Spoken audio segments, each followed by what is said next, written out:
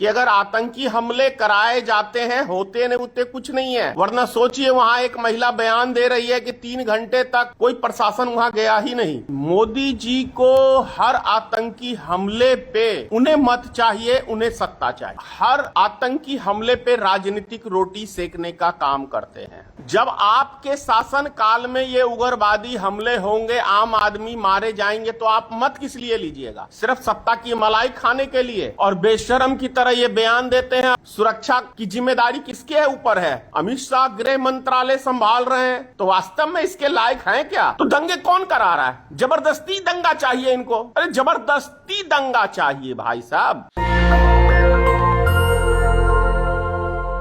जय माता की मित्रों, मैं धनेश्वर महतो। माननीय प्रधानमंत्री जी कल मधुबनी झंझारपुर में भाषण दे रहे थे। 140 करोड़ जनता का सपोर्ट चाहिए।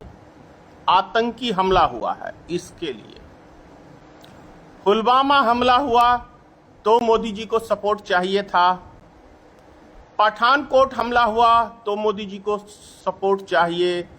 अक्षरधाम मंदिर पे हमला हुआ तो मोदी जी को सपोर्ट चाहिए। यानी कि मोदी जी को हर आतंकी हमले पे उन्हें मत चाहिए, उन्हें सत्ता चाहिए। इन्हें सत्ता का लालच नहीं है भाइयों, ये राष्ट्र के लिए जीते हैं। लेकिन सवाल ये उठता है कि मोदी जी आपको कितनी बार सत्ता चाहिए? आप हर आतंकी हमले पे राजनीतिक रोटी सेकने का काम करते हैं। आप देख लीजिए, पुलवामा हमला हुआ, अगले दिन आप राजस्थान की रैली में शहीदों के नाम पे मत मांग रहे थे। अभी फिर से हमला हुआ जम्मू कश्मीर में, तो आप मधुबनी में उन हिंदू के नाम पे या आतंकी हमले के नाम पे आपको बिहार में मत चाहिए। जब आपके शासन काल में ये उग्रवादी हमले होंगे, आम आदमी मारे जाएंगे, तो आप मत किस लिए लीजिएगा? सिर्फ सत्ता की मलाई खाने के लिए। जो मर रहे हैं उनका क्या? और यदि आपको सत्ता दी जाती है तो उन राज्यों का हाल क्या होता है? मणिपुर का हाल देख लीजिए, क्या हाल है। मणिपुर के ऊपर एक शब्द किसी भारतीय जनता पार्टी के नेता के मुख से सुनते हैं कि वहां डबल इंजन की सरकार दौड़ रही है भाई, और तब वहां पर निर्वस्त्र करके लड़कियों को उनकी इज्जत लूटी जाती है, उनका मर्डर किया जाता है खुल के। और वहां के मुख्यमंत्री बोलते हैं ऐसी घटनाएं तो 5,000 से ऊपर हो चुकी हैं यहां पे, और बेशरम की तरह ये बयान देते हैं। और बेशरम की तरह माननीय प्रधानमंत्री और भारतीय जनता पार्टी की सारी नेता सुनते हैं। और उससे भी सबसे ज्यादा शर्मनाक बात क्या है जानते हैं?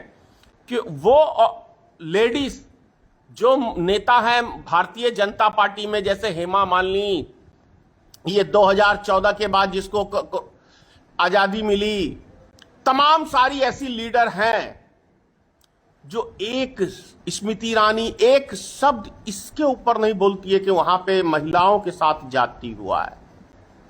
कभी सुने हैं आप किसी भारतीय जनता पार्टी की महिला नेत्री से कि एक शब्द? नहीं सुने होंगे।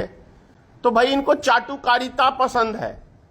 ये आम जनता के लिए नहीं, ये सत्ता की सुख सुविधाओं के लिए ये लोग सिर्फ नौटंकी करते हैं यार, ये हमले कराते हैं।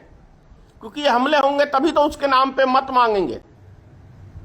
कल भी मैंने कहा, अभी कह रहा हूं कि अगर आतंकी हमले कराए जाते हैं, होते नहीं उतने कुछ नहीं है। वरना सोचिए, वहां एक महिला बयान दे रही है कि 3 घंटे तक कोई प्रशासन वहां गया ही नहीं।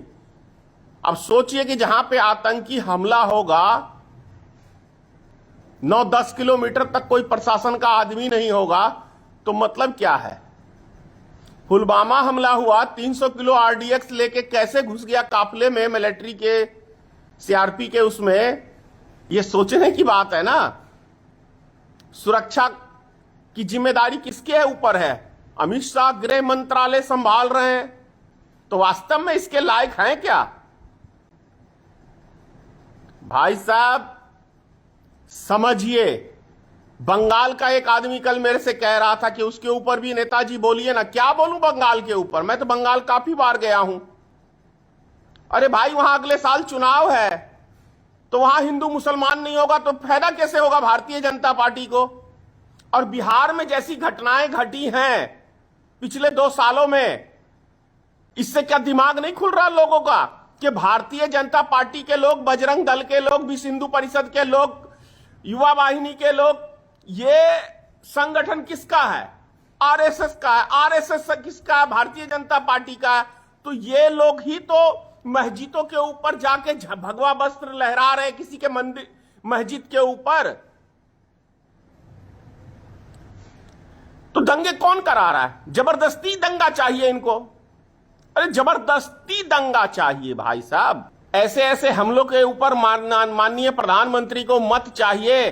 दूसरे को बोलेंगे कि आतंकी हमले के ऊपर आप राजनीतिक मत करो, लेकिन आपको राजनीतिक करनी है हमलों के ऊपर, क्योंकि आपको सत्ता का ज्यादा लोभ है। जितनी लोभी भारतीय जनता पार्टी है ना, कोई दल नहीं है इतना सत्ता का लोभी जितना इनको है। भले सारा देश कह रहा हो जो भी, लेकिन मैं कह रहा हूं कि आरएसएस एक आतंकी संगठन है और ये आतंकवादी पालता है और ये आतंकी हमले कराता है, और उसकी सहयोगी भारतीय जनता पार्टी है।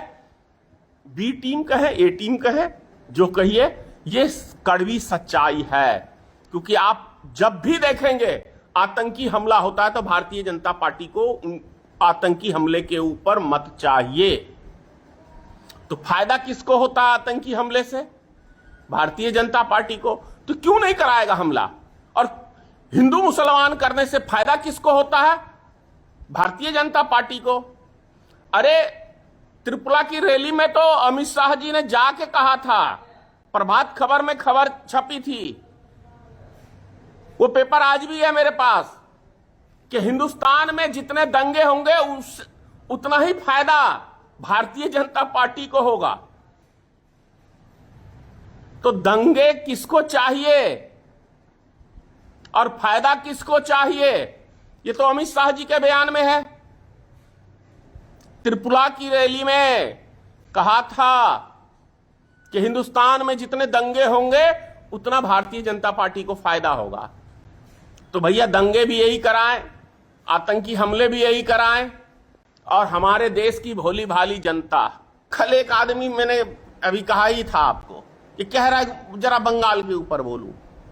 भाई बंगाल में थोड़ी मुस्लिम की संख्या है ज्यादा, हकीकत बात है। तो वहां भारतीय जनता पार्टी जबरदस्त दंगा कराती है। अभी जो 200 आदमी जो वहां पकड़ाए हैं, वो कहते हैं कि हमें बंगाली आती नहीं, तो वो वहां क्या झुनझुना बजाने के लिए गए थे दंगा में। वो बंगाल के है ही नहीं, यानी कि स्पेशल आदमी को भेजा गया है बंगाल में, जाके आप दंगे कराओ, क्योंकि दंगे होंगे तो हिंदू के दिलों में हमारी जगह बनेगी। बात समझ गए? 1998-99 में मैं भी भारतीय जनता पार्टी को सपोर्ट करता था, लेकिन सन 2000 में मेरा दिमाग खुल गया। और जब भी भारतीय जनता पार्टी की आप मीटिंग में जाओगे तो ये उनके सदस्य भी जानते हैं, उनके नेता भी जानते हैं कि वहां पे किस तरीके की बात होती है। सिर्फ दंगे के ऊपर ही बात होती है कि हमें कैसे दंगा कराना है ताकि हिंदू इकट्ठा होंगे। आपका बाल बच्चा दंगे में जाए, वो जेल में जाए, चाहे वो मारा जाए, उससे इनको कोई लेना देना नहीं है। इनको लेना देना है केवल सत्ता से, और सत्ता पे जब कायम रहेंगे तो ही तो देश को लूटेंगे। और जब देश को लूटेंगे तो हर जिले के अंदर एक आलीशान भारतीय जनता पार्टी का कार्यालय बनाएंगे। सोचिए, जिस कांग्रेस को ये लोग दिन रात गाली देते हैं, भाई साहब 60 साल शासन करने के बाद भी आज भी कांग्रेस का कार्यालय उतना आलीशान कोठी नहीं है, कहीं का नहीं है। लेकिन केवल 11 साल के शासनकाल में आप जिस जिले में चले जाएं, एक आलीशान 5 स्टार होटल जैसा उसका कार्यालय है। जो आरएसएस सोचिए बिना रजिस्ट्रेशन का है, उसका दिल्ली के अंदर 150 करोड़ का झंडे वाले में बना है। 150 करोड़ रुपए की लागत से। किसने दी जमीन? सरकार की जमीन। कैसे उसको मिल गई और इतना बड़ा कार्यालय कैसे बन गया? भाई साहब, सिस्टम समझने की जरूरत है। किसने पैसा फाइनेंस किया? 150 करोड़। भाई साहब मैं फिर कह रहा हूं, 2015 में भारतीय मित्र पार्टी का मैंने गठन किया था। मुझे आज तक ऐसा बंदा 2-4 मिले जिन्होंने कहा कि हम आपकी पार्टी में पैसा लगाएंगे। 2020 के चुनाव में तो आपको बताऊं कि 300 करोड़ रुपए मुझे एक कॉल आया था महाराष्ट्र से कि हम, क्योंकि उस टाइम काफी ट्रेंड में चल रहा था मेरी पार्टी और मैं, क्योंकि मैंने जो विरोध किया था कोरोना का, तो 300 करोड़ का उसने मुझे ऑफर किया था कि आपको बिहार में सरकार बनानी है। मैंने कहा आप मेरी पार्टी में इतना पैसा क्यों लगाना चाहते हो? तो उसने कहा कि पैसा हम लगाएंगे, काम हमारे हिसाब से होगा, यानी कि मैं कठपुतली रहूंगा पार्टी में। तो जो भारतीय जनता पार्टी अभी कठपुतली है, अडानी और मुकेश अंबानी का पैसा उनका लगा हुआ है, तो इसीलिए सारा देश, सारी संपत्ति अडानी और मुकेश अंबानी की झोली में जा रहा है। समझ गए? जो अडानी ने फरमाइश कर दी, हाँ मेरे आका मिल जाएगा। बात समझ गए? विकास से इनको कोई लेना देना नहीं है, ये सौदा कर चुके हैं देश का, देशवासियों का। अब सोचिए ना, ये पाकिस्तान को आंख दिखाएगा, चीन को आंख क्यों नहीं दिखाएगा? क्योंकि चीन ने अभी धरती का कब्जा किया है भारत का। चीन ने धरती कब्जा किया है ना, चीन ने भारत के सैनिक मारे थे ना 20। उस पे नहीं बोलेगा मोदी। अमेरिका ऐसी तैसी किया, नतमस्तक होके आ गया वहां से।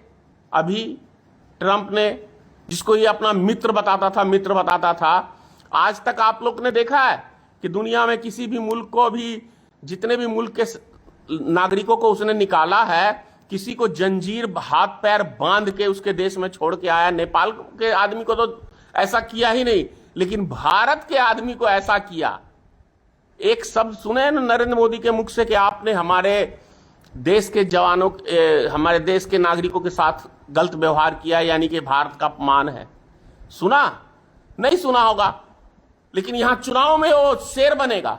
आदम मोदी जी ने कहा था कि मैं किसी गरीब के पैरों में चप्पल नहीं देखना चाहता हूं, मैं हवाई जहाज में देखना चाहता हूं। कैसा ट्रेन की हालात है, देख रहे हैं ना?